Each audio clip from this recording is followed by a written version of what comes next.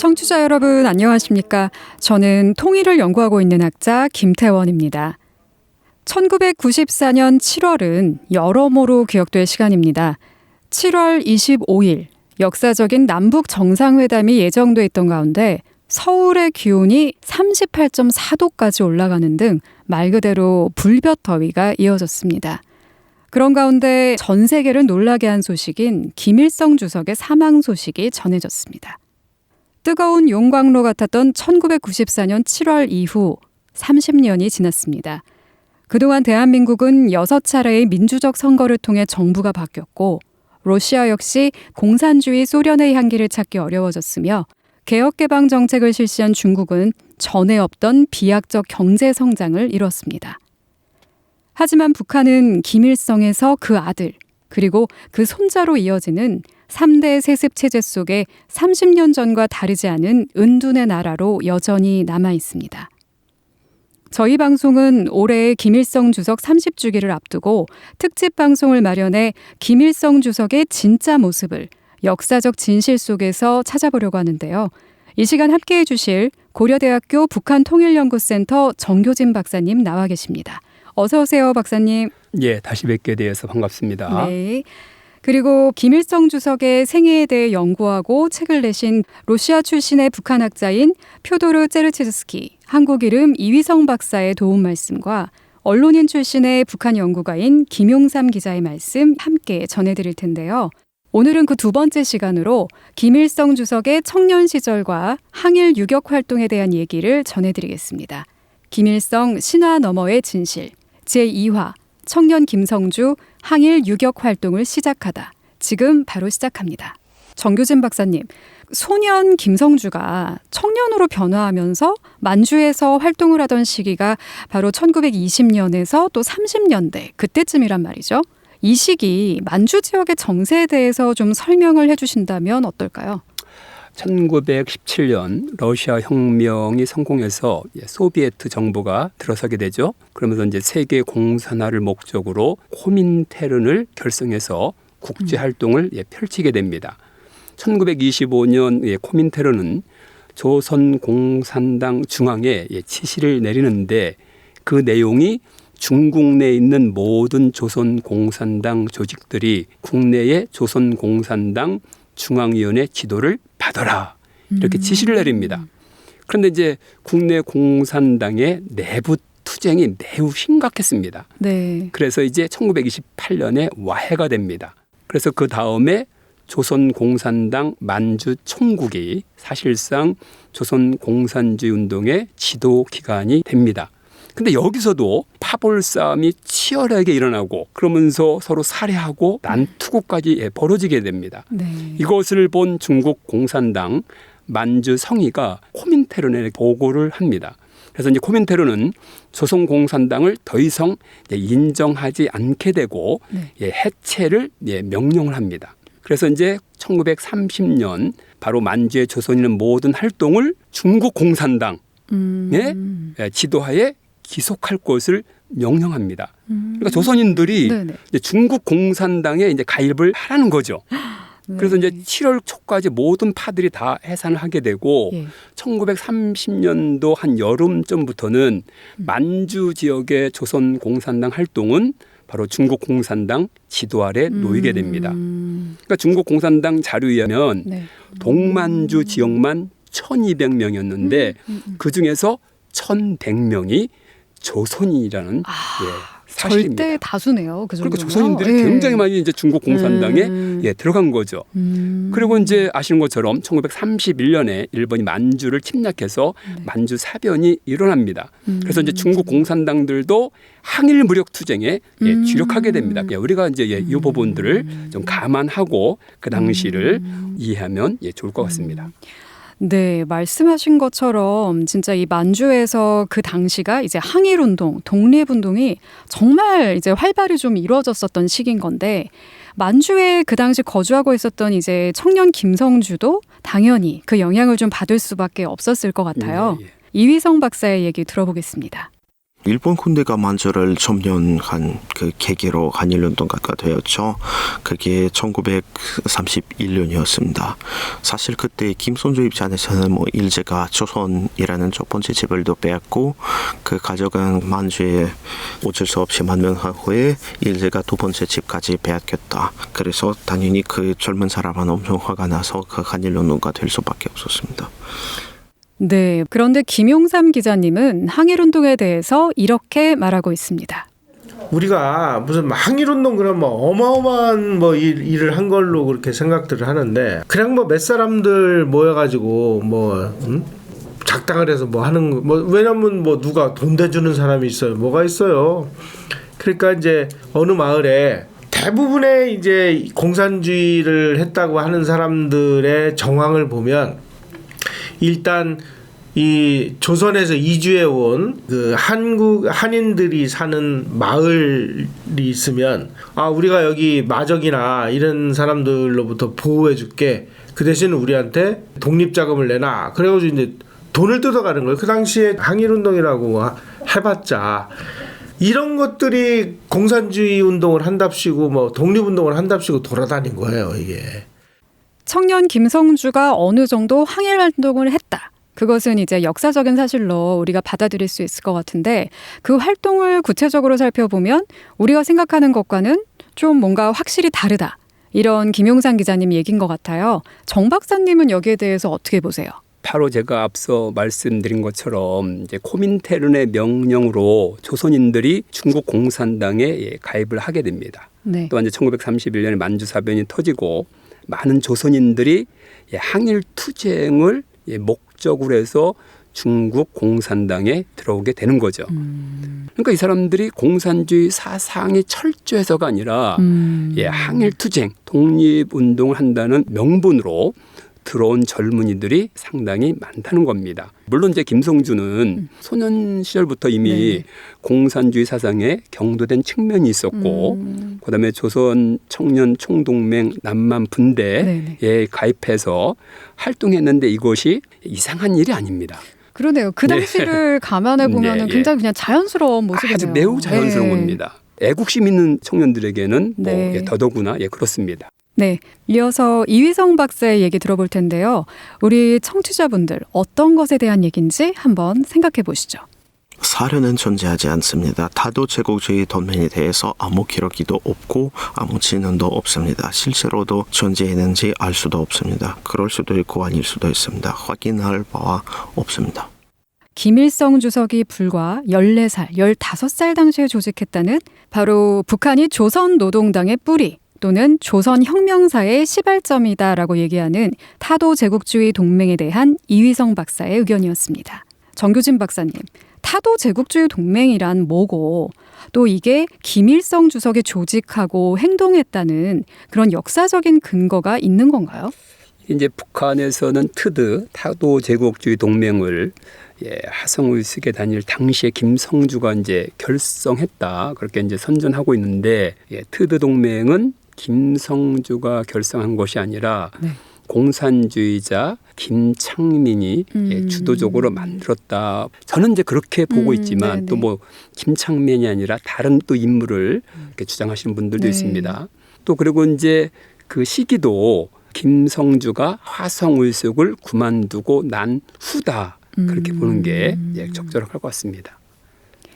이 시기에 청년 김성주에게 많은 영향을 끼친 인물도 등장을 하는데요. 청취자분들도 많이 들어보셨을 이름입니다. 바로 북한에서 반역자, 변절자의 대명사로 불리는 이종락입니다. 이종락과 김성주의 만남에 대해 김용삼 기자는 이렇게 말합니다.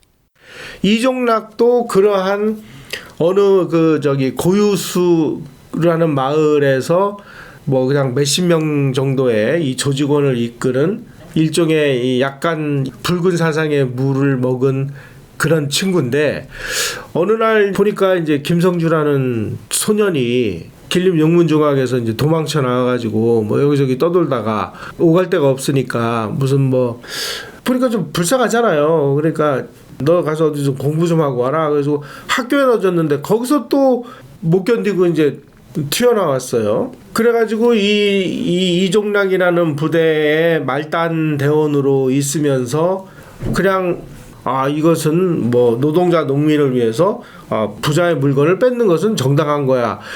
뭐 독립운동 자금을 마련한답시고 공산주의라는 이름만 걸면 안 되는 게 없는 세상을 체험한 거죠. 그게 이제 어떤 면에서 보면 이제 이종락이 김성주라는 소년을 공산주의 세상으로 끌어들이는 역할을 했다라고도 볼 수가 있는 거죠.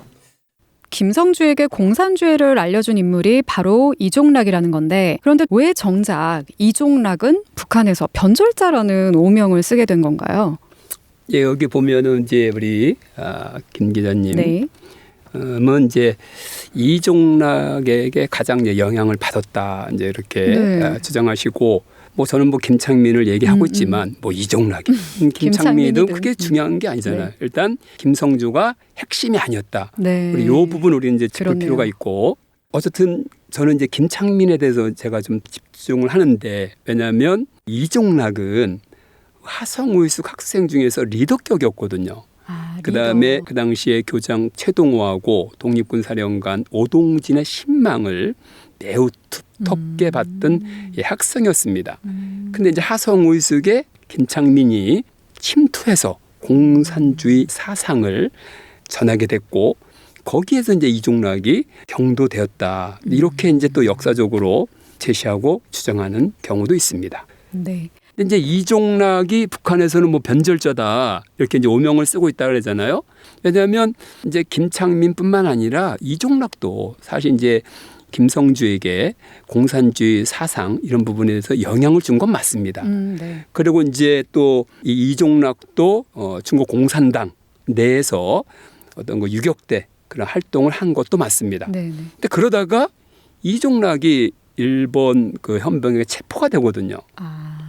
그래서 거기서 이제 고문을 받다가 고문에 못 이겨서 변절을 하게 됩니다. 변절 아닌 변절이네요. 네. 네. 그런데 이제 그 변절로 끝난 게 아니라 풀려나서 김일성에게 접근해서 김일성도 자기처럼 되게 하려고 그런 또 공작을 합니다. 그러다가 결국은 이제 총살을 당하게 되는데 김일성도 끌어들이려고 했다. 이제 그런 측면에서 북한에서 가장 변절자로 비판을 받고 있는 것 같습니다. 네. 김성주, 김일성. 이제 이 이름이 이 같은 인물의 시점에 대해서 좀 얘기를 해보고 싶은데, 소년 김성주가 이제 청년으로 이렇게 성장을 해오면서 김일성이란 이름으로 어느 순간 그렇게 탈바꿈을 하게 됐잖아요. 그런데 또 최근 밝혀진 그 미국 중앙정보국 CIA 문건에 따르면 김일성이라는 이 가명을 받은 시점이 1931년이라는 내용도 있는데, 이러한 그 시점과 계기에 대해서는 박사님은 어떻게 보세요? 이게 김성주의 아버지 김영직이 죽으면서 유언을 했다고 합니다. 앞으로 네. 훌륭한 독립군 대장이 되라. 네. 그러면서 누구처럼 되라라고 했는데 바로 그게 김일성 장군처럼 되라.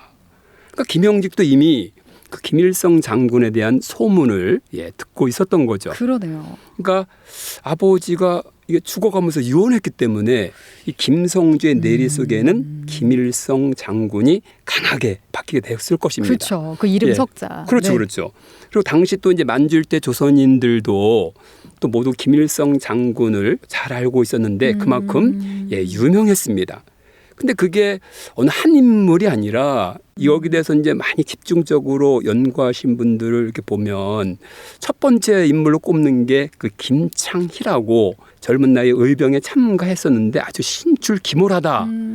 그리고 이제 두 번째 인물이 연해주 지방에서 항일 투쟁했던 김강서, 한 200여 명의 독립군 기병대를 이끌었다고 합니다. 그래서 일본 군대가 막 피할 정도로 막강했다고 하더라고요. 그러다가 1926년에 행방이 갑자기 묘연해진 겁니다. 그래서 이제 이후에 김일성 이름을 사칭하고 다니는 사람들이 수없이 많이 나타나게 되는데 김성주도 그 중에 하나입니다. 네, 그렇다면 이제 김용삼 기자님의 얘기도 들어보시죠. 김성주가 만주에서 항일 빨치산 운동을 했다. 그런데 그 무렵에 항일 운동을 한다는 사람들은 김일성이라는 이름이 가장 유명하게 알려져 있다 보니까 너도 김일성 나도 김일성 뭐 거의 모두가 그냥 뭐 조금만 모여가지고 뭔가를 한다는 사람들은 전부 김일성이라는 이름을 가지고 활동을 했어요. 듣고 오신 것처럼 김일성이란 이름을 가진 사람이 당시에 정말로 많이 있었다라는 이야기도 있던데 이 얘기는 추후에 더 자세히 다뤄보도록 하겠습니다. 어쨌든 이런 청년 김성주가 만주를 무대로 항일투쟁을 했고 또 너무 열심히 활동을 해서 감옥까지 가게 됐다는 게 이제 북한의 설명인데요. 북한에서 출판된 해방투쟁사 약전, 세기와 더불어 등에서도 이런 얘기들이 언급됩니다. 하지만 청년 김성주가 길림 감옥에 투옥됐다는 부분에 대해 김용삼 기자님은 여러 조사들을 통해서 이런 결론에 도달했다고 하는데요. 들어보시죠. 그 감옥에 수감돼 있었으면은 수감 기록이 있어야 되잖아요. 그래가지고 1950 몇 년도에 우리 장군님이 만주에서 아주 위대한 그 항일 투쟁을 하셨다니까 그 항일 투쟁의 증거물들을 수집을 하자 그래가지고 답사단들이 감옥에 가서 우리 수령님이 여기서 감옥에 그 수감돼 있었다고 하는데 이 수감 기록이 없는 거예요. 그래서 감옥에 수감돼 있었는지 아닌지도 모르고 설령 수감이 됐다 하더라도 몇 년도부터 몇 년도까지 수감돼 있었는지 연도가 다 달라요. 기록마다. 뭐 근거가 없으니까 이거를 했는지 안 했는지도 모르겠고 하여간 이 김성주가 만주에서 항일투쟁을 했다는 거의 모든 게 지금 다 이런 상황에 처해 있어요. 정 박사님, 결국 이 김일성 주석이 항일투쟁으로 길림 감옥에 투옥됐었다는 걸 입증할 자료가 없고 또 북한 당국의 얘기에서도 그 시기가 자꾸 좀 다르다는 건데 만주 지역에서 벌였다는 김일성의 항일 유격 활동에 대해서 북한은 대대적으로 선전하고 있지만 역사가들이나 북한학자들의 생각은 좀 달라 보이죠? 예, 이게 김일성이 길림 감옥에 투옥됐었다. 요거를 처음 이제 지정한 것이 1946년에 그 한서랴가 김일성 전기를 쓰면서 했고 그 다음에 이제 1992년에 이제 김일성이 자신의 회고록 세기와 더불어를 하면서 이 부분을 많이 할애를 했습니다. 자기가 투옥됐었다. 네. 그리고 투옥됐을 때 자기를 도와준 사람들이 있었다. 그래서 이제 손정도 목사를 내세우고 있는데 이 손정도 목사님은 바로 그 임시정부의 의정원 의장까지 하셨던 분입니다. 맞아요. 그분이 이제 길림 지역에서 목회를 했는데 이분이 그 김형직의 승실 그 중학교 또 후배입니다. 그러다 보니까 김성주를 친아들처럼 이렇게 여겼거든요. 그러니까 이제 김일성이 감옥에 갇혀 있을 때 자녀들을 시켜서 옥바라지도 했다. 그 이제 이런 내용이 그래서 자기에게 너무나 은인이다. 이런 식으로 하고 있는데 정작 손정도 목사님의 아들 김일성하고 2살 터울이거든요. 같이 이제 친하게 많이 지냈다 그러더라고요. 근데 이제 그 최원태도 그렇고 그 나름대로 자신의 이 회고록을 썼는데 김일성과 관련된 일화를 많이 썼거든요. 근데 두 사람 모두 김성주가 감옥에 투옥됐었다. 이런 내용이 없거든요. 아예 증발해버려. 만약에 그게 있었다면 그것부터 썼겠죠. 맞아요. 근데 없고 그다음에 이제 손정도 목사님의 첫째 아들이 손원일 제독. 우리 해군의 초대 제독인데 그분이 1991년에 그분들 회고록에서 김성주는 길림 감옥에 투옥되지 않았다. 그리고 우린 그때 가족이 도와주지 않았다. 왜냐하면 우리 가족은 이미 그 당시에 길림을 떠나고 다른 지역으로 이주했다. 근데 그런 증언들이 있는 것을 볼 때 김일성이 이렇게 투옥됐다는 이것은 하나의 이제 허구라고 볼 수 있습니다. 여기에서 당시 항일 무장 투쟁 조직에서의 김일성 주석, 그러니까 김성주의 역할에 대한 이휘성 박사의 얘기도 들어보시죠. 김성주는 처음부터 끝까지 중국 공산당 소속인 발치산 본대에 있었고 맨 처음에 일반 발치산이었지만 나중에 가급 지휘관 중급 지휘관, 고급 지휘관까지 올라간 사람입니다. 사실 여기서 좀 강조하고 싶은 것이 있습니다. 북에서는 조선인민혁명군이라는 조직에 자꾸 언급하지만 모든 사료는 일본 사료, 조선 사료, 중국 사료, 소련 사료까지는 조선인민혁명군에 대해서 언급은 하나도 없습니다.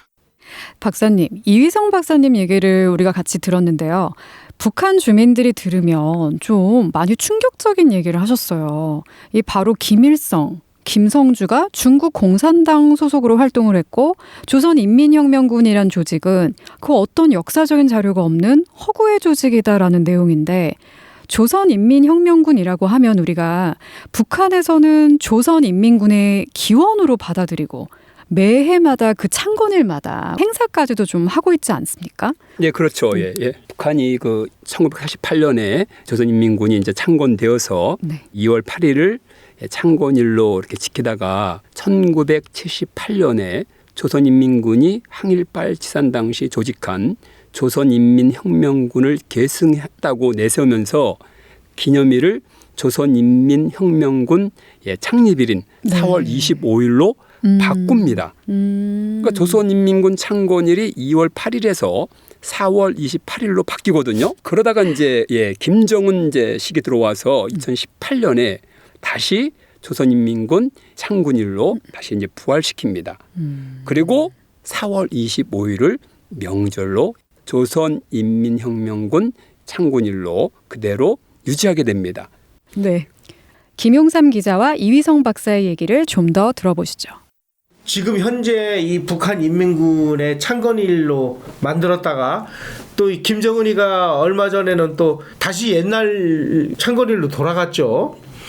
이런 식으로 자기네 군대의 아이덴티티가 어디에 있는지조차도 모르는, 그래서 학자들이 조선인민혁명군이라는 이 존재를 찾기 위해서 중국 문헌, 소련 문헌, 북한 문헌을 아무리 다 뒤져도 이걸 입증할 수 있는 근거는 아무것도 없어요. 조선인민혁명군이라는 곳은 존재하지 않았습니다. 거기서 김일성 부대는 중국 공산당 발치산 부대의 소속이었습니다. 북에서는 저 부대가 바로 그 조선인민혁명군이라고 부릅니다. 하지만 그때 조선인민혁명군이라는 명칭을 아예 사용하지 않았었습니다. 네. 김성주가 항일 유격 활동을 한 조직은 그저 중국 공산당 소속의 조직이었을 뿐 조선인민혁명군이란 단체는 존재하지 않았다는 얘기였는데요. 박사님은 이에 대해서 어떻게 보고 계신가요? 이제 저는 그 1932년 김일성이 안도현에서 한 15명 정도 해서 뭐 별동대 뭐 이런 것은 뭐 어느 정도 이제 조직한 것은 맞는 것 같은데 네. 그것이 조선인민혁명군이라고 이름을 지을 수는 없었다는 거죠. 왜냐하면 이미 김일성은 1931년 중국 공산당에 가입을 합니다. 그러니까요. 앞서 말씀드린 대로 조선 공산당은 해체가 되고 조선인들이 중국 공산당에 가입해서 중국 공산당의 지위를 받고 있기 때문입니다. 이런 측면에서 김일성이 그러니까 1930년 6월 30일에 네. 바로 공청 공산청년회 그래서 장춘 카른회의에서 네. 주체에 대해서 처음으로 1930년 그러니까 18살 때 뭐 주체 관련 연설을 했다. 예, 북한이 가장 이게 선전하는 게 그거잖아요. 가장 내세우고 있는 건데 이것도 이제 우리가 이제 거짓임을 알 수 있는 거죠. 왜냐하면 당시는 소련의 코민테른의 명령을 받고 조선 공산당 조직들이 해체가 되고 중국 공산당에 가입하는 상황인데 어떻게 주체라는 말을 할 수가 있죠? 그러네요. 예. 그죠? 당시 코민테른 핵심 모토가 네. 공산주의 국제연대 연합이었습니다. 그래서 당시 주체를 내세우면 반당 행위로 몰리게 되는 것이었습니다. 그렇네요. 네. 김일성 사망 30주년 특집 김일성 신화 너머의 진실. 오늘은 그 두 번째 시간으로 청년 김성주의 항일 활동 진위 여부와 그가 김일성으로 변화하는 계기, 무엇보다 김일성 주석이 조직했다는 조선인민혁명군이 실제로 존재했는지에 대해 살펴봤습니다. 청취자분들에겐 조금 놀라운 얘기들이 이어졌던 것 같은데요. 오늘 이런 내용들을 차근히 풀어서 설명해 주신 고려대학교 북한통일연구센터 정교진 박사님 감사합니다. 네, 감사합니다.